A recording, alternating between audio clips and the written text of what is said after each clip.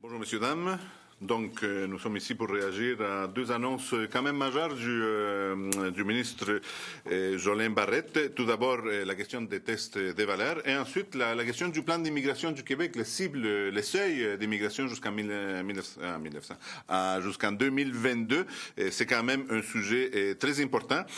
Tout d'abord, ce que nous, moi et Québec solidaire vous disent, c'est que cette question de l'achat des tests de valeurs envoie un très mauvais message à l'ensemble des gens qui veulent venir s'installer au Québec et même les immigrants qui sont déjà ici, qui n'ont pas eu à passer ces fameux tests de valeurs. Là. Ça envoie le message là, comme quoi les immigrants ne respectent pas des valeurs universelles, parce que ce n'est pas des valeurs québécoises, là, c'est des valeurs universelles comme l'égalité entre les femmes et les hommes, etc., etc. Et donc, il faut évaluer non seulement la connaissance, mais l'adhésion à ces valeurs-là. Donc, les immigrants, c'est fondamentalement des gens différents qu'il faut trier. Là. Ensuite, nous croyons qu'avec ces tests de valeurs, c'est de la poudre aux yeux parce que les ministres évitent les problèmes, les grands problèmes de l'immigration, la question de la discrimination à l'emploi, la question de la non-reconnaissance des diplômes et des compétences, la question du profilage racial dont on a parlé abondamment il y a quelques jours. Donc, il y a quand même une contradiction assez grande dans cette initiative, cette volonté d'instaurer un test des valeurs, parce que d'une part, le ministre dit on veut obliger les immigrants à adhérer aux valeurs québécoises, là, exprimées par la Charte québécoise des droits et libertés, et d'autre part, ce ministre lui-même n'hésite pas à déroger à des articles très importants de cette charte-là pour faire avancer son projet politique. Donc la charte, c'est vital, essentiel pour les immigrantes qui veulent s'établir au Québec, là, mais lorsqu'il s'agit de faire passer des lois sur les baillons, on tasse la charte, c'est soudainement accessoire l'importance de cette charte-là. Ensuite, concernant l'essai, le ministre a annoncé qu'il avait l'intention d'atteindre autour de 52 000 personnes d'ici 2022. C'est grosso modo les mêmes chiffres que de la dernière année du gouvernement libéral, alors que l'ensemble des intervenants en immigration et les milieux des affaires réclament à grands cris l'augmentation pour régler, pour pallier à la pénurie, à la rareté des main-d'œuvre au Québec. Donc, c'est un effort très, très limité de la part du ministre Jolin Barrette.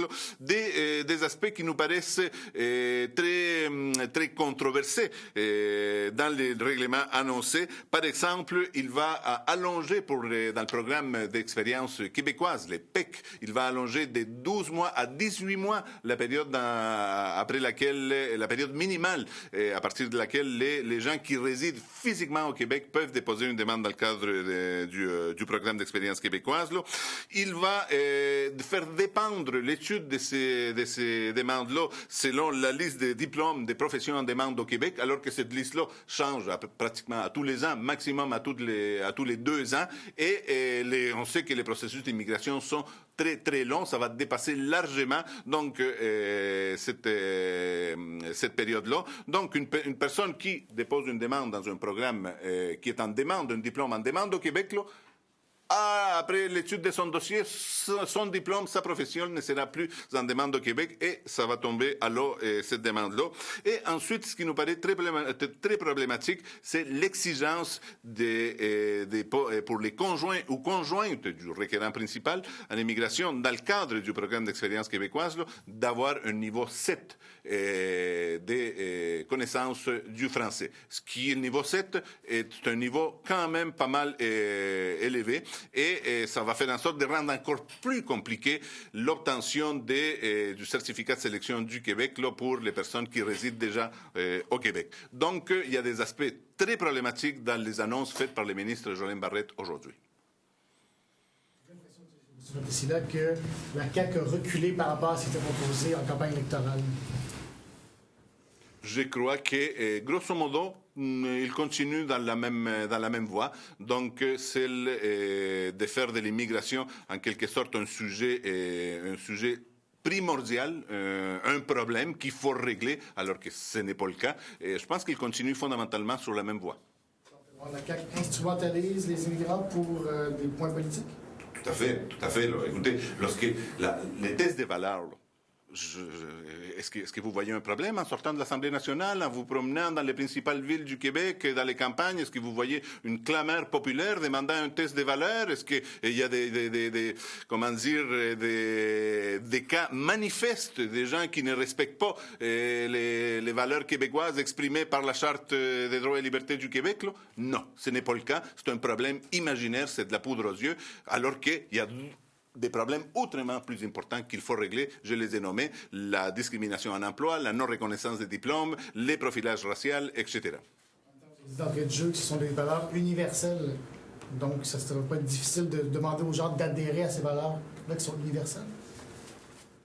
De facto, je pense que les gens qui font une demande d'immigration au Québec, là, qui veulent venir s'établir au Québec, là, acceptent de facto les règles de cette société et veulent adhérer aux valeurs fondamentales de cette société, de la société québécoise, qui ne sont pas uniques à la société québécoise, là, sont pratiquées par la très grande majorité des peuples à travers le monde. C'est la Déclaration universelle des droits de l'homme des Nations unies, finalement. Mais ça va plus loin que ça. On a des façons de vivre au Québec et les gens, en partant dès leur pays d'origine, même s'ils ne connaissent pas ces façons de vivre, sont prêts à faire les sacrifices qui s'imposent pour adopter les façons de vivre de la population du Québec. Tantôt, M. Deradji disait que le fait d'avoir immigré au Québec l'a amené à cheminer et à adopter toutes les valeurs québécoises, en tout cas plus de valeurs québécoises, dans son cheminement. Je voulais savoir si ça a été votre expérience aussi. Est-ce que vous avez vu une évolution de votre part qui a fait que vous avez adhéré plus grandement, disons, aux valeurs québécoises ou à des choses qui étaient moins...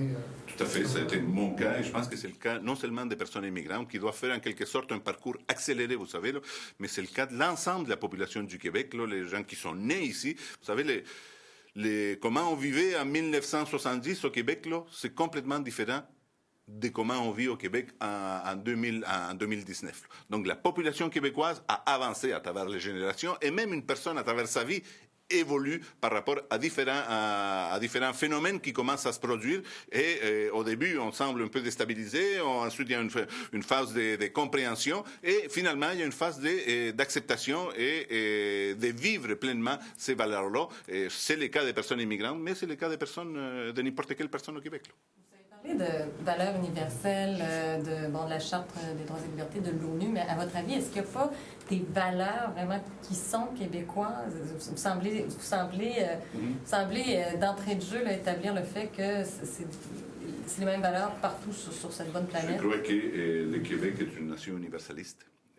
On adhère à des valeurs universelles et il y a des valeurs qui sont propres au Québec, comme par exemple notre adhésion au français, à la société francophone que nous sommes et à la nécessité de préserver cette notion-là, cette caractéristique du Québec qui est, à moins que vous me disiez le contraire, là, typiquement, ça appartient au Québec. Si vous avez d'autres exemples, je serai bien prêt à en discuter avec vous. Mais pour la plupart, la question, par exemple, de l'égalité entre les femmes et les hommes, on peut dire que c'est une valeur qui est partagée par une très large partie de l'humanité.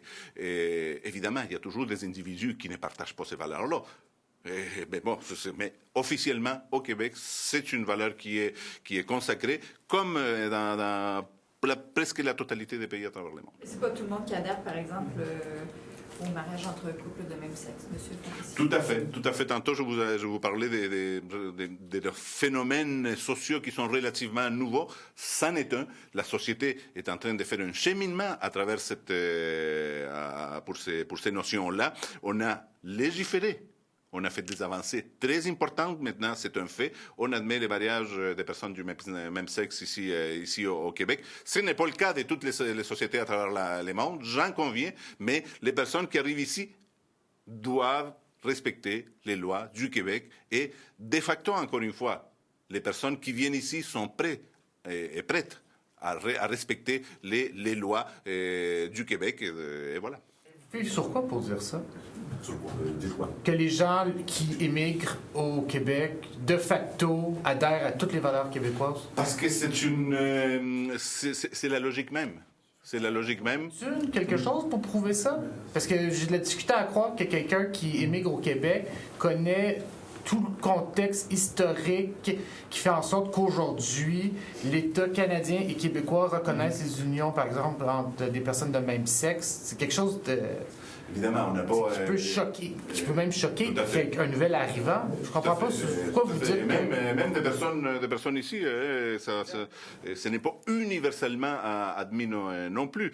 Mais c'est un fait, ça a été codifié dans des lois. Mais moi, j'ai la conviction intime là, que dès qu'on quitte un pays pour aller s'établir ailleurs, là, c'est pour adopter, tout d'abord accepter les lois qui régissent les pays où je vais m'installer, et ensuite, avec la vision de m'intégrer à la société, non pas de m'assimiler, mais de m'intégrer à la société dans laquelle je vais m'implanter, dans laquelle peut-être je veux, non, sans doute, fonder une famille, élever mes enfants, et mes enfants vont avoir des petits-enfants, donc on accepte les projets portés par cette société-là. Et j'ai cette conviction-là. Maintenant, on peut refaire un sondage, des études plus approfondies, etc., mais c'est ma conviction que les immigrants viennent ici pour obéir aux lois et accepter les façons de vivre du Québec. Je ne sais pas si j'interprète mal vos propos, mais j'ai l'impression, ce que vous me dites, puis M. Déragi nous disait un peu ça juste avant vous, que les gens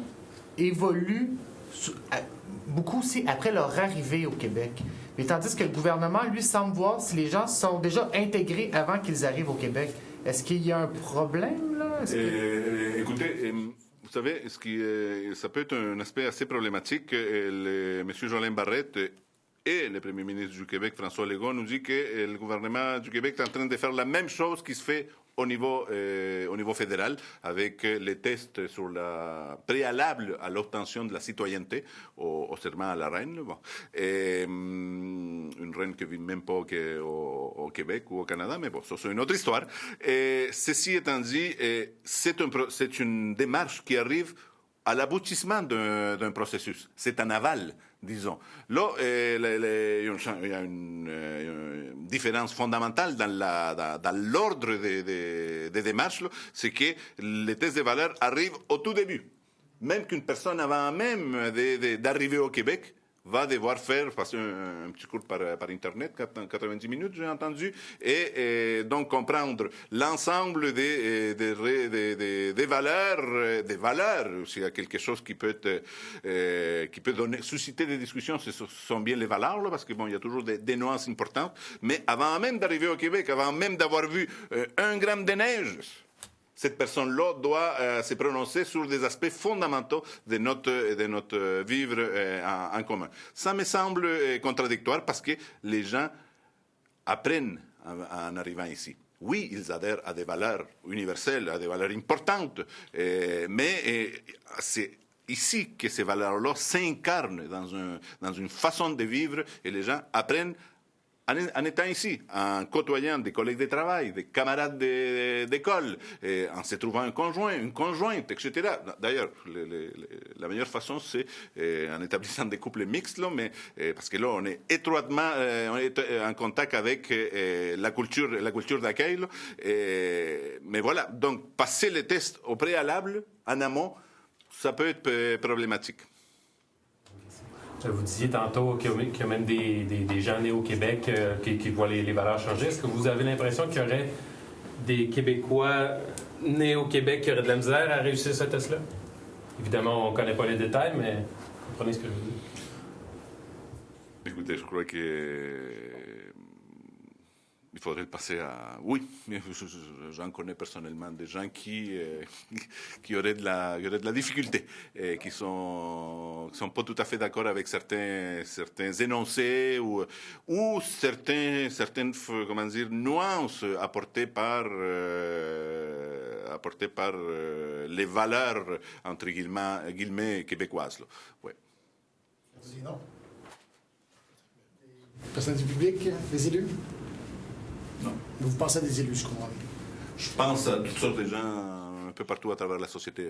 Je ne fais pas de différence. L'évolution des valeurs, là, c'est quelque chose de très intime et ça concerne tout le monde à différents degrés. Merci. Merci. Bonne journée.